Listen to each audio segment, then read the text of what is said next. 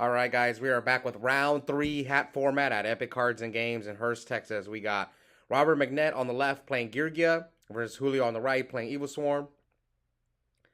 Um, I believe both these guys are X1. Yes, I believe both these guys are X1.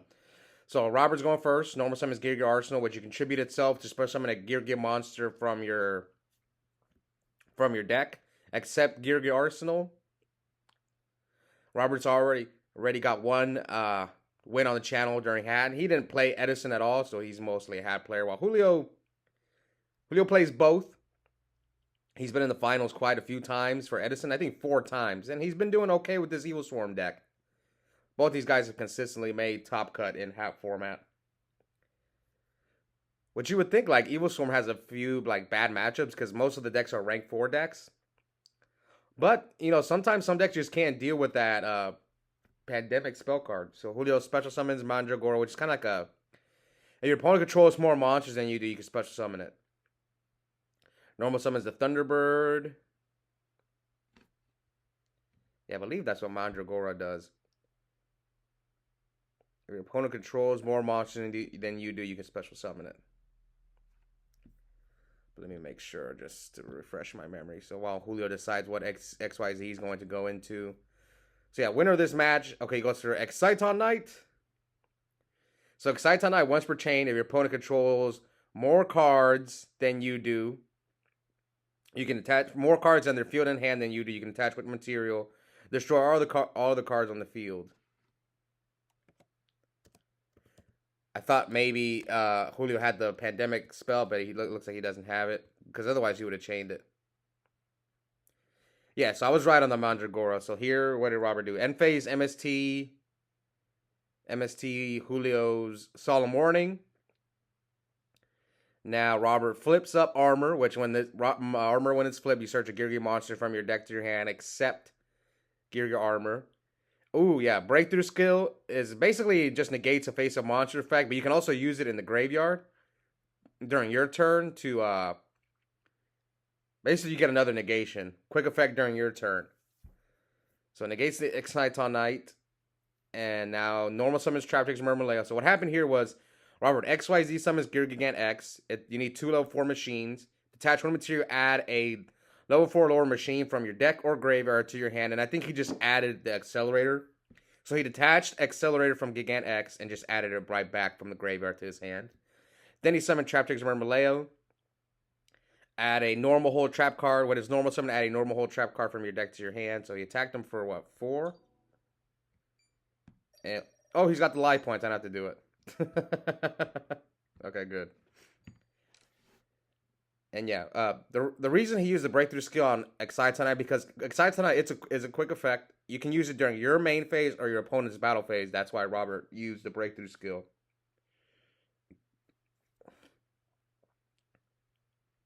Geargia is probably one of the top decks in hat format. So I've been keeping track of like the decks that have made the finals in our hat tournament, and Geargia has been performing pretty well along with Hat, Lightsworn Ruler. Those 3 are probably the most successful decks so far. So here comes Soul Charge.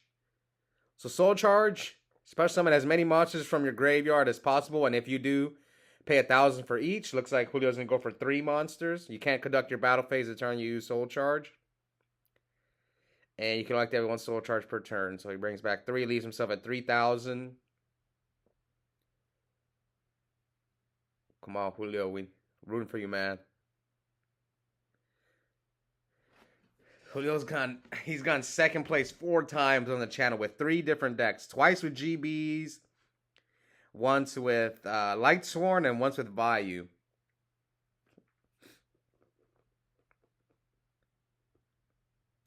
Surprisingly, he's actually not the only Evilswarm player at our locals. There's actually 2 of them. So he goes for Evilswarm Ophion, which, while that card has XYZ materials, level 5 or higher monsters cannot be special summoned. So he doesn't search a spell. Maybe he's... Okay, I think he knows he has Traptrix Trap Hole Nightmare. So now Robert activates Gigant X's effect again. Julio's got no back rows. He must have drawn all monsters. This is not looking good for for Julio. He can just easily out the Ophion. Yeah, summon Arsenal. Special summon Accelerator. Special summon another Accelerator. XYZs with the Murmileo and the Accelerator. So he can't go for Gigant X because you need 2 machines for Gigant X. He goes for... That's 101 Silent Arc. That Ghost... You know what? I do like the XYZ Ghost Rares. They just look bad on camera because you can't tell what card it is. But that is a 101 Silent Arc. Or it goes for another Gigant X. So, yeah. So you saw he just re-added the Accelerator. So, this is game, right? Yeah, this is game. So 101 Silent Arc, you can attach 2 materials to basically take control of a face-up attack position monster, and you make it an XYZ material to the 101. And it like it can attach a material to protect itself from battle or card effects. All right. So Mcnett takes game 1. Let's see if Julio can fight back and pull off the backdoor 2-0 or Legacy 2-0. Not looking good so far. He summoned the Evilswarm Vanilla monster and sets 1 back row. Ooh, Mind Control. Normal summon Accelerator, but what do you go for against Evilswarm? If you know, like, you can't make a Gant, so what do you make here? We'll see. I'm trying to think. What would I make? Turn 1. Silent Arc? No. Exciton Knight? Oh, Ragna Zero. What's Ragna Zero's attack? I guess we'll find out. Oh, I think that's why he made it. Just as a 2400 attack, and maybe there's some monsters that get boosted. I don't know. And now, Robert sets 3. Julio's going to go for the random MST. Hits the middle one, which is Wiretap. Not a good hit when you have no trap cards. Oh, Julio just drew another. Okay, so he has Wiretap. Activates another MST. Hits the book. Okay, that's not a bad hit, because you got Wiretap in your hand. This is actually not looking too good for Robert. Now that I think about it, he has Ragna Zero and like 2 other cards in his hand. Okay, so he set the Wiretap. Now Robert's just going to poke him for 24. Yeah, Julio needs like some plays, but I think I'm realizing watching Evilswarm that Evilswarm caster is like really good, because like if you draw Korekion early game, it's dead. Like I think he has like Korekions in his hand, which don't really do much. You have to kind of like just summon the Thunderbird or set the Thunderbird. Yeah, okay, so there's caster. So this is kind of like your turn 1 play always. I'm sure Julio's probably maxed out on caster, or maybe Rhoda, because it is a warrior. So he goes normal summon caster. And caster, when it's normal summon, you get an extra normal summon for an Evilswarm. So he's going to go for a rank 4. Which rank 4 deals with Ragna Zero? Oh, Bahamut. He's going to try to brain control it, but... Ooh, warning, but then that Wiretap. Ooh. So yeah, that him hitting the Book of Moon was huge, because had he MST'd the warning, Robert would just Book of Moon him here. Yeah, so Bahamut, you need 2 level 4 Evilswarm monsters. You can discard an Evilswarm from your hand, and it's basically a permanent brain control is what I'm going to call it. You just take control of a face-up monster your opponent controls permanently. Now Julio's back in this game. Maybe he's going to force a 3rd game. We'll see. Yeah, Robert has to read it. I'm pretty sure that's what it does. But I'll go double check because I forget. That's why I'm glad I'm watching all these games, because a lot of these cards, like yesterday, I didn't know my friends were going over Artifact Beagle Tack. I didn't know it was once per turn. Because Moral Attack isn't. At least I don't think it is. So we are going to game 3. Julio is forcing the 3rd game. We'll see who's going to move on to round 4. This tournament was 4 rounds of Swiss. Cut the top 8, so losers technically not eliminated, but it's going to come down to tiebreakers. So one thing I want to talk about, someone in the comments mentioned that they prefer watching the undefeateds play. The reason I don't cover the undefeateds usually is because we're going to see these players in Top Cut, and most likely the people going undefeated are usually playing, the tier 1 decks. especially in Edison. And at least for the moment, there's a little bit more diversity. Oh, what a bad hit.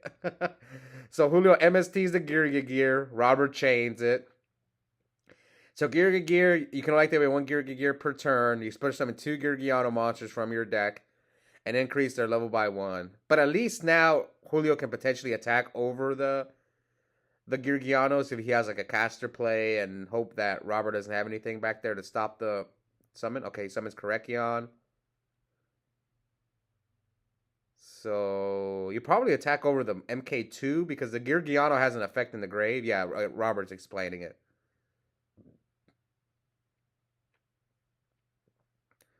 No, is that correct? Hit over the Geargiano? Yeah, I guess. Yeah, you don't want him to like use Geargiano's effect. So here comes. Ah, man, it's hard to beat Geargia when they open Geargia Gear armor. It's really hard. So I'm gonna tell this story because it was like only the second hat tournament I ever played after 10 years, and someone just let me borrow a Geargia deck. Ryan and I, shout out to him, let me borrow his Geargia deck, and I played against Robert, and he went first, game 1, set armor, set 4 back rows. And, you know, we're playing the mirror, so I just go, okay, set armor and, like, 2 back row. And then he gears me, and then mind controls my armor, and I lost my mind. I was like, I can't believe this. How am I going to win? Okay, so here, Julio, Black Horn of Heavens, the Geargia X. Then Robert, normal stuff is Arsenal. Special summons Accelerator from his hand. So Accelerator, that little card you see right there, you can special summon it from your hand to the field and face up defense position. Ooh, he chained MSC. I think that card's a cost. So that Evilswarm Infestation card, you return an Evilswarm monster from your hand or face up from your side of the field to the deck to search any Evilswarm monster from your deck to your hand. It's a pretty good card. Because it's like, you kind of just go get Korekion whenever you want. So here, okay. So at least Julio's fighting through those. Oh, but the Gigant X's effect will activate. So Gigant X, when it leaves the field, you can special summon a level 3 or lower Geargia monster from your graveyard. So that's why they get the Geargiano, and then the Geargiano tributes itself to bring out a level 4 machine monster from your graveyard. You special summon it. So it's good. What Robert did here is he tributed the Geargiano to get Accelerator, because basically Accelerator is kind of like a floater. If it's sent from the field to the graveyard, you add a Geargia monster from your grave to your hand. So that's why Robert did this. Now Robert goes for Soul of Silver Mountain, which is you need 2 level 3 Earth monsters to XYZ summon it. And it's pretty good because it kind of like turns off spells and traps by detaching a material. While it's face up, he can't use that spell or trap. That's why you saw Julio put a dice on it. And it also has another effect. If it destroys a monster by battle, I think it special summons a monster from your graveyard. Says here he's going to lock both of Julio's back rows. Let me go refresh my memory on Soul Surfer. I'm like explaining it off memory, but I don't know like exactly its effect. Yeah, Robert's going off. I don't think there's anything Julio can do. He might be able to finish him off this turn. Yep, that's 23. That should be game. So Soul Silver Mountain's 1800 attack, 2200 defense.